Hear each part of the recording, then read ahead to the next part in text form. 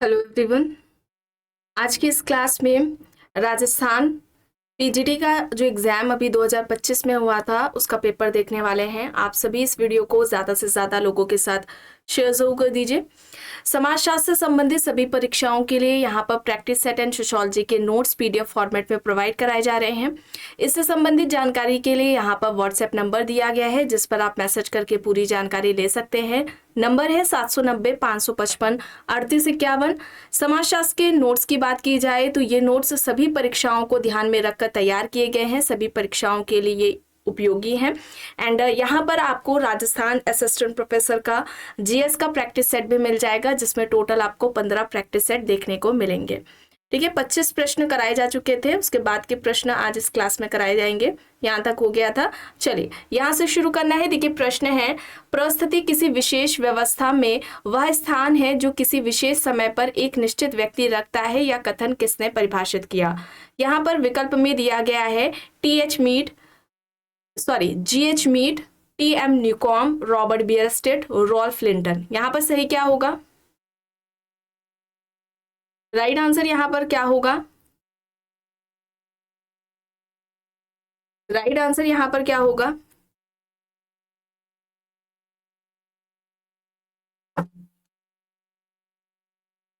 Mead है, Newcom है, Robert बियरस्टेट है, लिंटन यहाँ पर ऑप्शंस हैं।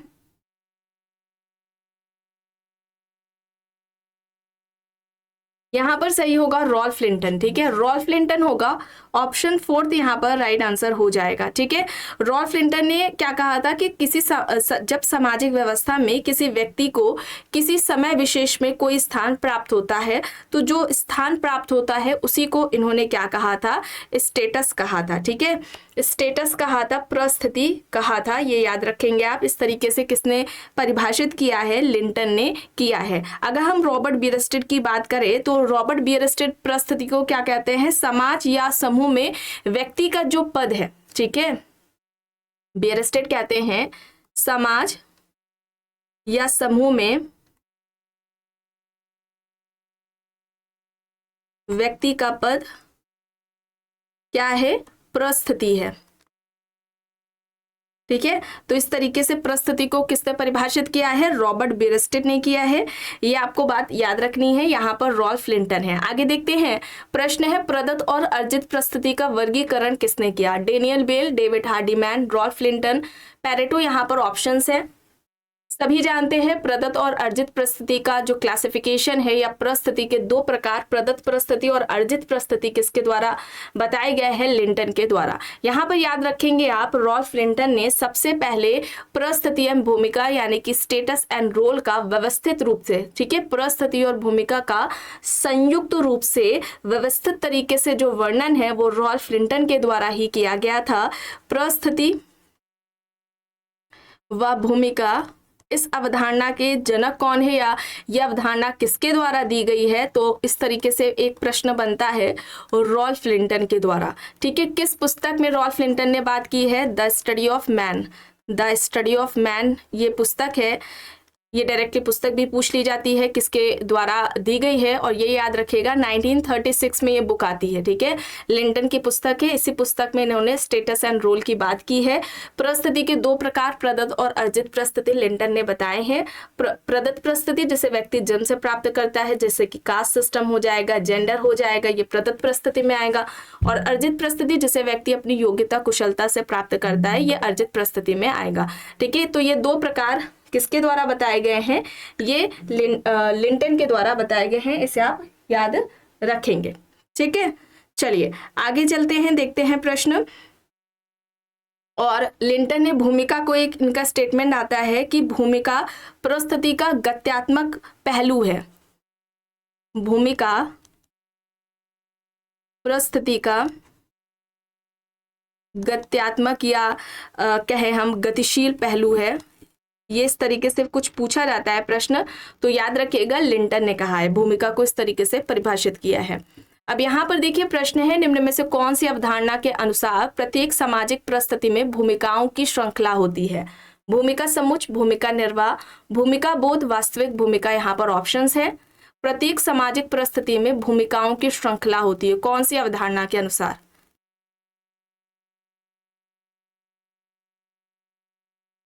इसे हम क्या कहेंगे? परिस्थिति, भूमिकाओं की श्रृंखला। परिस्थिति, सामाजिक परिस्थिति में भूमिकाओं की श्रृंखला को हम क्या कहेंगे? किसको परिभाषित कर रहा है? रोल सेट को। ठीक है, रोल सेट को कर रहा है। और ये किसका कॉन्सेप्ट है? मर्टन का है, रॉबर्ट किंग मर्टन का ये कॉन्सेप्ट है। ठीक है, आगे देखते हैं। प्रश्न है पुस्तक से संबंधित, foundation of modern sociology, Ralph Linton, Metta Spencer, R K Merton, Elliott and Merrill. यहाँ पर ऑप्शंस दिए गए हैं। फाउंडेशन ऑफ मॉडर्न सोशियोलॉजी ये किसकी पुस्तक है? किसकी है? मेटा स्पेंसर की पुस्तक है। ऑप्शन सेकंड यहाँ पर राइट आंसर हो जाएगा। आपको एक मेटा स्पेंसर का दो कॉन्सेप्ट बताया गया था, या अगर हम कहें सोशलाइजेशन के दो टाइप्स बताए गए थे मेटा स्पेंसर के, जो कि आपको क्लास में बताया भी गया है जब सोशलाइजेशन की क्लास हुई है, या इसके अलावा भी जो क्लासेस होती रही हैं उसमें। देखिए, याद आ रहा होगा आपको, पार्सन्स ने जो समाजीकरण है, सोशलाइजेशन है, उसके दो प्रकार बताए थे। याद आ रहा है आपको? प्राथमिक समाजीकरण और द्वितीयक समाजीकरण। पार्सन्स ने कहा था कि जो प्राथमिक समाजीकरण है ये प्राथमिक संस्थाओं के द्वारा जो होता है उसे हम प्राथमिक समाजीकरण कहेंगे, और द्वितीयक संस्थाओं के द्वारा जो समाजीकरण होता है उसे हम द्वितीयक समाजीकरण कहेंगे। ठीक है, प्राथमिक संस्थाओं के द्वारा होने वाला समाजीकरण प्राथमिक समाजीकरण है, और द्वितीयक संस्थाओं के द्वारा समाजीकरण होने वाला द्वितीयक समाजीकरण कहलाता है। तो प्राथमिक समाजीकरण और द्वितीयक समाजीकरण। ठीक है, बात करें हम प्राथमिक समाजीकरण और द्वितीयक समाजीकरण। द्वितीयक समाजीकरण तो ये किसके द्वारा बताए गए हैं? पार्सन्स ने बताए हैं। ठीक है, प्राथमिक समाजीकरण को जिसे पार्सन्स ने बताया है, मेटा स्पेंसर इसे क्या कहते हैं? मेटा स्पेंसर ने इसे प्राथमिक समाजीकरण को प्रारंभिक समाजीकरण का नाम दिया है, जो प्राथमिक संस्थाओं के द्वारा होता है। ठीक है, मेटा स्पेंसर इसे प्रारंभिक समाजीकरण कहते हैं, और द्वितीयक समाजीकरण को मेटा स्पेंसर क्या कहते हैं? उत्तर समाजीकरण। ये आपको क्लास में बताया जा चुका है कई बार। ठीक है, तो मेटा स्पेंसर ने समाजीकरण के दो प्रकार, प्रारंभिक समाजीकरण और उत्तर समाजीकरण ये बताए हैं। प्राथमिक और द्वितीयक समाजीकरण ये पार्सन्स के द्वारा बताए गए हैं। आगे देखते हैं। प्रश्न है भूमिका को व्यवहार से जुड़ा हुआ सांस्कृतिक तत्व किसने कहा? S Turner, Kingsley Davis, Mead, Ralph Linton. यहाँ पर ऑप्शंस हैं। भूमिका को व्यवहार से जुड़ा हुआ सांस्कृतिक तत्व किसने कहा? इसका कंफर्म नहीं है, आई थिंक मुझे लगता है लिंटन होगा। ठीक है, अगर आप जानते हैं तो आप कमेंट बॉक्स में बताइएगा इसका राइट क्या है। मेरे हिसाब से लिंटन होना चाहिए। आगे देखते हैं। यहाँ पर प्रश्न है निम्न में से किसने संरचना को सामाजिक शक्तियों की अंतःक्रियाओं का जाल बताया? कई बार ये आपको क्लास में कराया गया है, किसने संरचना को सामाजिक शक्तियों की अंतःक्रियाओं का जाल बताया है। तो यहाँ पर राइट आंसर कॉल मैनहिम होगा। ठीक है, कॉल मैनहिम होगा। ऑप्शन यहाँ पर थर्ड राइट आंसर हो जाएगा। अगर हम बात करें हर्बर्ट स्पेंसर की, तो इन्होंने सबसे पहले सामाजिक संरचना की बात की थी। सामाजिक संरचना की तुलना किससे की थी? मेटा स्पेंसर ने सामाजिक संरचना की तुलना मानवीय शरीर से की थी। याद आ रहा है आपको? बताया था सबसे पहले सामाजिक संरचना की बात पूछी जाए तो हर्बर्ट स्पेंसर ने की है। ठीक है, सामाजिक संरचना को सामाजिक शक्तियों की अंतःक्रियाओं का जाल किसने बताया है? कॉल मैनहिम ने बताया है। ठीक है, मैन एंड सोसाइटी, कॉल मैनहिम की पुस्तक का नाम क्या है? मैन एंड सोसाइटी है। कई बार आपको बताया गया है। इसके अलावा कॉल मैनहिम ने सामाजिक नियंत्रण के दो प्रकार बताए हैं। प्रत्यक्ष सामाजिक नियंत्रण, प्रत्यक्ष सामाजिक नियंत्रण और अप्रत्यक्ष सामाजिक नियंत्रण। ये भी सोशल कंट्रोल वाली जब क्लास हुई है या ऐसे भी आपको क्लास में बताया जाता रहा है। तो ये दो प्रकार नियंत्रण के कॉल मैनहिम ने बताए हैं। मैन एंड सोसाइटी कॉल मैनहिम की पुस्तक है। आगे देखते हैं। प्रश्न है अपराधियों का पुनर्वास क्या है? समाजीकरण, विसमाजीकरण, पुनः समाजीकरण या फिर प्रत्याशित समाजीकरण? अपराधियों का पुनर्वास क्या कहलाता है? इसे हम क्या कहेंगे? पुनर्समाजीकरण कहेंगे। ठीक है, पुनर्समाजीकरण कहेंगे। समाजीकरण की सबसे पहले बात किसने की थी? G.H. मीड ने की थी। समाजीकरण, सोशलाइजेशन की सबसे पहले बात किसने की थी? जॉर्ज हर्बर्ट मीड ने की थी। जो प्रत्याशित समाजीकरण है, यानी कि भविष्य में निभाई जाने वाली भूमिकाओं की वर्तमान में की जाने वाली तैयारी को हम प्रत्याशित समाजीकरण या पूर्वभाषी समाजीकरण कहते हैं। ये कॉन्सेप्ट किसका है? मर्टन और एस किट ने इस कॉन्सेप्ट को दिया है। ये आप याद रखेंगे। इस तरीके से एग्जाम्स में पूछा जाता है, डायरेक्टली पूछ लिया जाता है कॉन्सेप्ट किसके द्वारा दिया गया है। अब यहाँ पर देखिए प्रश्न है, वह प्रक्रिया जिसके द्वारा व्यक्ति सामाजिक मानदंडों को सीखता है कहलाती है? समाजीकरण, संस्कृतिकरण, दर्पणित व्यक्ति स्वबोध। यहाँ पर ऑप्शंस हैं, यहाँ पर बताइए क्या होगा? वह प्रक्रिया जिसके द्वारा व्यक्ति सामाजिक मानदंडों को सीखता है उसे हम क्या कहेंगे? सोशलाइजेशन कहेंगे, समाजीकरण कहेंगे। यहाँ पर फर्स्ट हो जाएगा। ठीक है, फर्स्ट यहाँ पर राइट आंसर हो जाएगा। जॉनसन ने क्या कहा था कि सभी तरह का शिक्षण समाजीकरण नहीं है, बल्कि समाज के द्वारा मान्यता प्राप्त व्यवहार को सीखना ही हम समाजीकरण कहते हैं। सबसे पहले समाजीकरण की बात जॉर्ज हर्बर्ट मीड ने की है, अभी आपको बताया है। ब्रूम एंड सेल्जनिक ने समाजीकरण के 3 तत्व बताए थे, सावयव, व्यक्ति और समाज। याद रखेंगे आप, ब्रूम एंड सेल्जनिक। ब्रूम एंड सेल्जनिक है, इन्होंने समाजीकरण के 3 तत्व बताए थे। पहला है सावयव, दूसरा है व्यक्ति और तीसरा सोसाइटी यानी कि समाज है। फिक्टर एक इनका, यह भी किसी एग्जाम में आया था, याद नहीं आ रहा है। फिक्टर ने समाजीकरण की जो प्रक्रिया है, समाजीकरण प्रक्रिया के 3 तत्व बताए हैं फिक्टर ने। एक बताया है इन्होंने नकल को, ठीक है, नकल को बताया है इन्होंने। दूसरा सुझाव को बताया है समाजीकरण की प्रक्रिया, और तीसरा इन्होंने प्रतियोगिता को बताया है, कंपटीशन को बताया है, या हम कह लें प्रतिस्पर्धा। तो ये फिक्टर ने बताया। ब्रूम एंड सेल्जनिक ने समाजीकरण के जो 3 तत्व बताए हैं, ये सावयव, व्यक्ति, समाज है। फिक्टर ने समाजीकरण की प्रक्रिया के 3 तत्व नकल, सुझाव और प्रतिस्पर्धा या प्रतियोगिता, ये 3 तत्व बताए हैं। ठीक है, संस्कृतिकरण की अवधारणा किसकी है? MN, किसकी है? MN श्रीनिवास की है। और ये दर्पणित व्यक्तित्व या ये इनका जो इनका ये जो सिद्धांत है समाजीकरण से संबंधित, ये किसका है? कूले का है। ठीक है, लुकिंग ग्लास सेल्फ वाला जो कॉन्सेप्ट है, थ्योरी है, ये कूले की है। आगे देखते हैं, प्रश्न है फ्रायड का इड किस पक्ष से संबंधित है? तर्क, शत्रुता, दंड, मूल प्रेरणाओं का। यहाँ पर ऑप्शंस है। इड, ईगो, सुपर ईगो की बात की है फ्रायड के द्वारा। यहाँ पर राइट आंसर क्या होगा? कौन सा ऑप्शन यहाँ पर राइट होगा? मूल प्रेरणा होगा। ऑप्शन 4 यहाँ पर राइट आंसर हो जाएगा। आगे देखते हैं, प्रश्न है प्रत्याशित समाजीकरण किस समूह के सदस्यों के लिए है?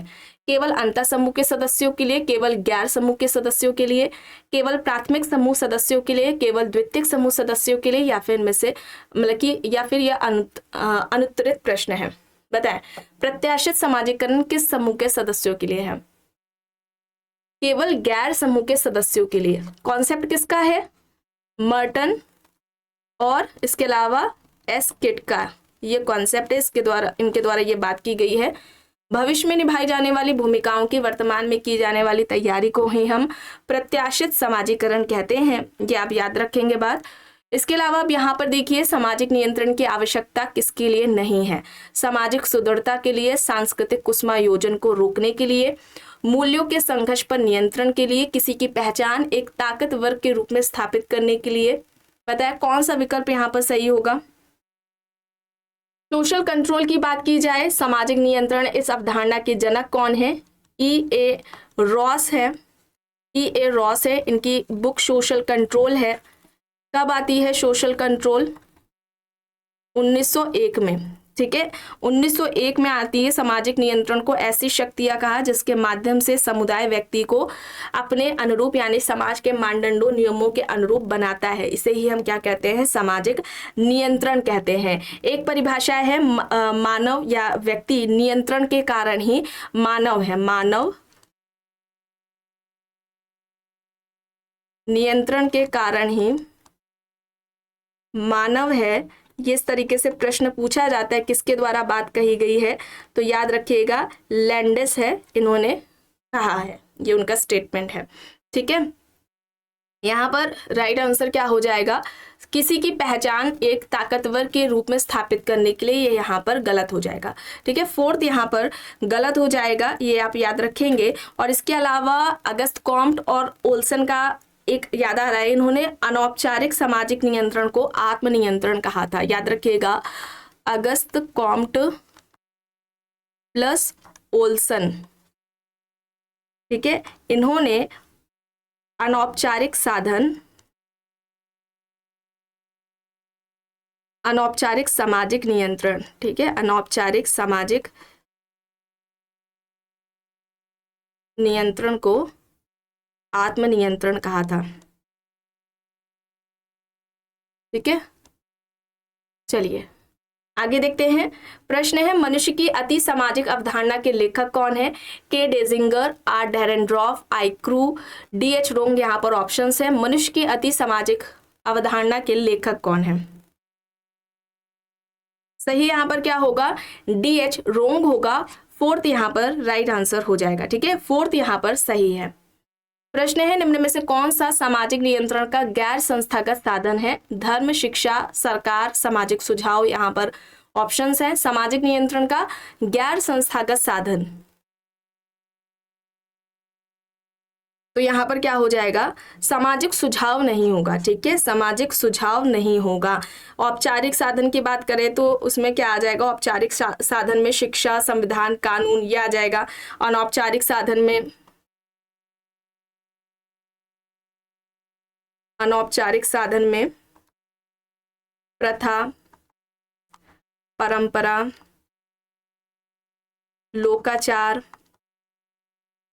धर्म, नैतिकता,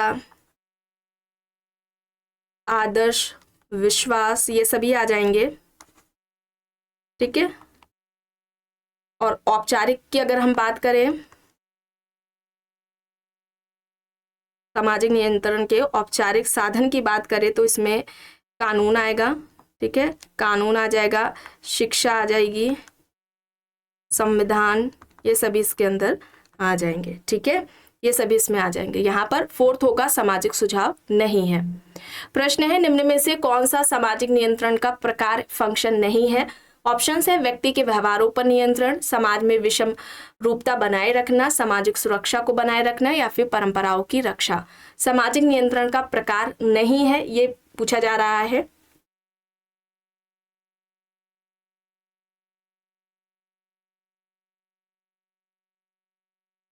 तो यहाँ पर समाज में विषम रूपता को बनाए रखना, ये यहाँ पर गलत हो जाएगा। ठीक है, सेकंड यहाँ पर राइट होगा। प्रश्न है, निम्न में से कौन सा क्रॉसबी द्वारा सूचीबद्ध अनौपचारिक नियंत्रण के मूल प्रकारों में से नहीं है? मानदंडों को पुनः परिभाषित करना, दंड, सामाजिक पुरस्कार, धर्म। यहाँ पर ऑप्शंस हैं।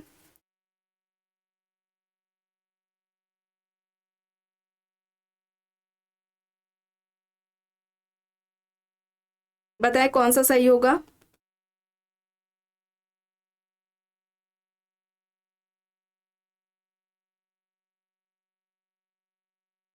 क्रॉसबी ने अनौपचारिक नियंत्रण के 4 प्रकार बताए थे। ठीक है, 4 प्रकार बताए थे, जिसमें कि उन्होंने सामाजिक पुरस्कार की बात की थी। ठीक है, दंड की बात की थी, मानदंडों को पुनः परिभाषित करना, धर्म की बात नहीं की थी। यहाँ पर धर्म होगा। और जो चौथा प्रकार इन्होंने बताया था, ये अनुनय है। ठीक है, अनुनय है, ये याद रखिएगा। 4 हो सकता है ऑप्शन में आगे जाकर ये आपको देखने को मिले। ठीक है, तो यहाँ पर क्या हो जाएगा, धर्म की बात नहीं की है इन्होंने। ठीक है, धर्म की बात नहीं की है, यहाँ पर क्या होगा, फोर्थ यहाँ पर राइट होगा। प्रश्न है, निम्न में से किस व्यवस्था में एक व्यक्ति को कानून और प्रथा के द्वारा दूसरे की संपत्ति माना जाता है जो पूर्णतः अधिकार विहीन होता है और जिसका संरक्षण एक बैल या गधे की तरह से किया जाता है? दास्ता, जागीर, जाति, वर्ग। यहाँ पर ऑप्शंस हैं। दास्ता, जागीर, जाति, वर्ग। बताएं आप यहाँ पर क्या होगा? ये सामाजिक परिवर्तन के स्वरूप किसने बताए थे? सामाजिक परिवर्तन के स्वरूप दास्ता, जागीर, जाति व्यवस्था, वर्ग व्यवस्था को किसने बताया था? बोटोमोर ने। याद आ रहा है? बोटोमोर ने सामाजिक परिवर्तन के 4 स्वरूप बताए थे। यहाँ पर किस व्यवस्था में एक व्यक्ति को कानून और प्रथा के द्वारा दूसरे की संपत्ति माना जाता है जो पूर्णतः अधिकार विहीन होता है, जिसका संरक्षण एक बैल या गधे की तरह किया जाता है, इसे हम दास प्रथा कहेंगे। ठीक है, तो दास प्रथा, जागीर प्रथा, जाति व्यवस्था और वर्ग व्यवस्था, ये सामाजिक परिवर्तन के 4 स्वरूप किसने बताए थे? बोटोमोर ने बताए थे। आगे देखते हैं, प्रश्न है, सामाजिक स्थिरीकरण के संरचनावादी उपागम से निम्न में से कौन संबंधित है? David Martin, Louis Dumont, McKim Marriott, V S. D'Souza. यहाँ पर ऑप्शंस दिए गए हैं। सामाजिक स्थिरीकरण के संरचनावादी उपागम से कौन संबंधित है? यहाँ पर राइट होगा ड्यूमो, लुइस ड्यूमो होगा। ऑप्शन सेकंड यहाँ पर राइट आंसर हो जाएगा। जाति से संबंधित इनके पवित्रता अपवित्रता संबंधी विचार रहे हैं, या जिसे आप शुद्धता या अशुद्धता के नाम से जानते हैं, आपने प्रश्न में देखा होगा, इस तरीके से भी दिया गया है। और सामाजिक परिवर्तन के संज्ञानात्मक ऐतिहासिक परिप्रेक्ष्य का इन्होंने प्रयोग किया है। सामाजिक परिवर्तन में या सामाजिक परिवर्तन के संज्ञानात्मक ऐतिहासिक परिप्रेक्ष्य का प्रयोग इनके द्वारा किया गया है, ड्यूमो के द्वारा। आगे देखते हैं, मैकेवर एंड पेज के अनुसार समाज में आचरण के मान या स्वीकृत तरीके क्या कहलाते हैं? मूल, नियम, लोक रीतियां, स्वीकृतियां। यहाँ पर ऑप्शंस हैं। मैकेवर एंड पेज के अनुसार समाज में आचरण के मान या स्वीकृत तरीकों को हम क्या कहते हैं? लोक रीतियां, या हम जिसे कहें संस्था। ठीक है, इन्होंने संस्था को इस तरीके से परिभाषित किया था कि संस्था समाज में मान्यता प्राप्त स्वीकृत व्यवहार की प्रणालियां हैं। ठीक है, लोक रीतियां जो आगे जाकर संस्था का रूप ले लेती है। यहाँ पर ऑप्शन थर्ड राइट आंसर हो जाएगा। प्रश्न है, निम्न में से कौन समाजशास्त्री सामाजिक स्थिरीकरण के प्रस्थिति सिद्धांत से जुड़े हैं? Max Weber, Karl Marx, Warner, Davis and Moore. यहाँ पर ऑप्शंस हैं। सामाजिक स्थिरीकरण के प्रस्थिति सिद्धांत से कौन संबंधित है? सही यहाँ पर क्या होगा? प्रस्थिति, सामाजिक स्थिरीकरण के प्रस्थिति सिद्धांत पूछा जा रहा है, तो यहाँ पर क्या होगा? मैक्स वेबर होगा। ठीक है, मैक्स वेबर होगा। ऑप्शन यहाँ पर फर्स्ट राइट आंसर हो जाएगा। मैक्स वेबर ने सामाजिक स्थिरीकरण का बहुआयामी या त्रिआयामी का सिद्धांत दिया था। ठीक है, बहुआयामी या त्रिआयामी, इस तरीके से पूछा जाता है सामाजिक स्थिरीकरण का बहुआयामी या त्रिआयामी का सिद्धांत किसके द्वारा दिया गया है? मैक्स वेबर के द्वारा दिया गया। ये 3 आयाम या 3 प्रकार जो सामाजिक स्थिरीकरण के इन्होंने बताए हैं। आर्थिक बताया, दूसरा इन्होंने पहला आर्थिक बताया था, दूसरा क्या बताया है इन्होंने? राजनीतिक बताया है, तीसरा इन्होंने सामाजिक बताया है। ठीक है, आर्थिक में आर्थिक व्यवस्था से संबंधित इन्होंने इसमें वर्ग की, क्लास की बात की है। राजनीतिक में दल, इस तरीके से भी पूछा जाता है।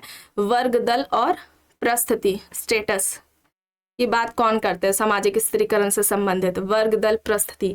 तो याद रखिएगा मैक्स वेबर। और मैक्स वेबर के सामाजिक स्थिरीकरण का जो प्रयोग है वो किसने किया है? इसका प्रयोग, ठीक है, इसका जो प्रयोग है वो किसके द्वारा किया गया है? आंद्रे बेत्ते के द्वारा। याद रखेंगे आप, आंद्रे बेत्ते ने किया है अपने सामाजिक स्थिरीकरण में। इनका मैक्स वेबर के जो स्थिरीकरण का प्रयोग है वो आंद्रे बेत्ते के द्वारा किया गया। और आंद्रे बेत्ते ने जो सामाजिक स्थिरीकरण का जो सिद्धांत दिया है उसमें इन्होंने किसकी बात की है? Caste, class and power. ठीक है, जाति, वर्ग और शक्ति की बात की है। इसी से संबंधित इनकी पुस्तक है caste, class and power. Andre Beteille की ये पुस्तक है। कब आती है? 1958 में आती है, ये याद रखेंगे आप। आगे देखते हैं, प्रश्न है, सामाजिक स्थिरीकरण के निम्न प्रकारों में से बोटोमो ने किसका वर्णन नहीं किया? जाति, दास्ता, शक्ति, सामाजिक वर्ग दिया गया है।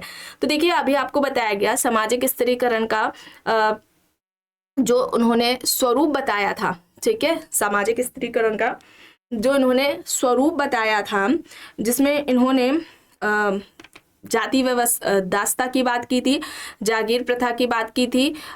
ये इनका सामाजिक परिवर्तन से संबंधित है। ठीक है, यहाँ पर स्त्रीकरण स्ट्रैटिफिकेशन देखने को मिला है। ठीक है, ऐसे करके भी पूछा जा सकता है, तो याद रखेंगे आप। ठीक है, दोनों को ही, पहले इन्होंने दास्ता की बात की है, फिर जागीर की बात की है, जाति व्यवस्था और सामाजिक वर्ग की बात की है, शक्ति की बात नहीं की है, पावर की बात नहीं की है, तो यहाँ पर थर्ड होगा। ठीक है, थर्ड यहाँ पर राइट आंसर हो जाएगा, इसे आप याद रखेंगे। आगे देखते हैं, उद्योग और ट्रेड यूनियन में पाया जाने वाला सहयोग निम्न में से किस श्रेणी में आता है? प्राथमिक सहयोग, द्वितीयक सहयोग, तृतीयक सहयोग और वैयक्तिक सहयोग। अच्छा, प्राथमिक, द्वितीयक, तृतीयक सहयोग की बात किसके द्वारा की गई है? ग्रीन के द्वारा की गई है। ग्रीन ने सहयोग के 3 प्रकार बताए थे। ठीक है, सहयोग के प्रकार कितने बताए थे? 3 प्रकार बताए थे, प्राथमिक सहयोग, द्वितीयक सहयोग और तृतीयक सहयोग। उद्योग और ट्रेड यूनियन में पाया जाने वाला जो सहयोग है, इसे हम किस में रखेंगे? किसके अंतर्गत ये आएगा?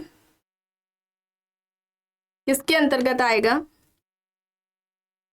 द्वितीयक सहयोग के अंतर्गत आएगा। सेकंड यहाँ पर राइट हो जाएगा। आगे देखते हैं, प्रश्न है, पुस्तक है the functions of social conflict के लेखक कौन है? The functions of social conflict किसकी है? लुइस कोजर की है। लुइस कोजर ने जो संघर्ष का सिद्धांत दिया था, उसे टर्नर ने संघर्ष का प्रकार्यात्मक सिद्धांत के नाम से इन्हें पुकारा जाता है। और याद रखेंगे आप, ये जो बुक है the functions of social conflict कब आती है? 1956 में आती है, 1956, 1956 में। और लुइस कोजर सिमेल से प्रभावित थे। ठीक है, लुइस कोजर सिमेल से प्रभावित थे। कोजर ने संघर्ष के जो प्रकार हैं, संगठनात्मक संघर्ष और विघटनात्मक संघर्ष की बात की है। ठीक है, इसके अलावा 2 अन्य संघर्ष की भी बात करते हैं, वास्तविक संघर्ष और अवास्तविक संघर्ष। ये कोजर के द्वारा बताए गए हैं कॉन्फ्लिक्ट के टाइप्स, इसे आप याद रखेंगे। आगे देखते हैं, प्रश्न है, यह किसने कहा है कि मालूम तो यही होता है कि हमारे अन्य लोगों के साथ संबंधों में सदैव संघर्ष के तत्व का रहना अनिवार्य है, और वैसे ही परस्पर सहायता का भी। जीवन की समूची योजना उसकी अपेक्षा करती है, हमारा स्वयं मुख्य लक्षण उसे प्रतिबिंबित करता है, और प्रेम एवं कलह मनुष्य के मस्तक पर साथ साथ बैठते हैं। ये किसके द्वारा परिभाषा दी गई है? Cooley, MacIver, Page, Gillin and Gillin, Hobhouse, यहाँ पर ऑप्शंस दिए गए हैं। ये किसकी परिभाषा है? C.H. कूले की है। ठीक है, C.H. कूले की है, फर्स्ट यहाँ पर राइट होगा।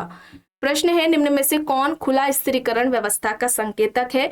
नृजातीयता, जाति, वर्ग, धर्म, यहाँ पर ऑप्शंस दिए गए हैं।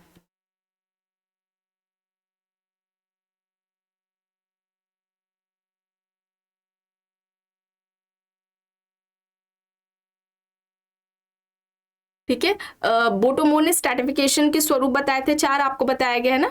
चेंज का मैंने शायद बोल दिया, चेंज नहीं होगा, स्ट्रैटिफिकेशन ही होगा। ठीक है, सोशल स्ट्रैटिफिकेशन के 4 स्वरूप बताए थे इन्होंने, दास्ता, जागीर, जाति प्रथा और वर्ग व्यवस्था, क्लास सिस्टम। ठीक है, तो वर्ग की अगर हम बात करें, ठीक है, तो ये खुला स्त्रीकरण में आ जाएगा, थर्ड यहाँ पर राइट आंसर हो जाएगा। ठीक है, ये खुला स्त्रीकरण के उदाहरण में आ जाएगा। और जाति जो व्यवस्था है, भारतीय समाज जाति व्यवस्था पर आधारित है, ये बंद स्त्रीकरण में आएगा, और पश्चिमी समाज खुले स्त्रीकरण में आएगा। ठीक है, ये आप याद रखेंगे, यहाँ पर क्लास सिस्टम होगा, थर्ड यहाँ पर होगा।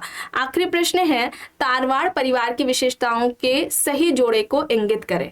देखिए यहाँ पर क्या है, ए क्या कह रहा है कि यह एक मातृवंशीय संयुक्त परिवार है, बी है यह एक पितृवंशीय संयुक्त परिवार है। ठीक है, फिर यह मालाबार के नायरों में पाया जाता है। कण्वान तारवाड़ की संपत्ति का प्रबंधक होता है। तारवाड़ का आकार जब बड़ा हो जाता है तब उसको तावजी में विभक्त किया जाता है, सही बताना है। तो यहाँ पर क्या होगा,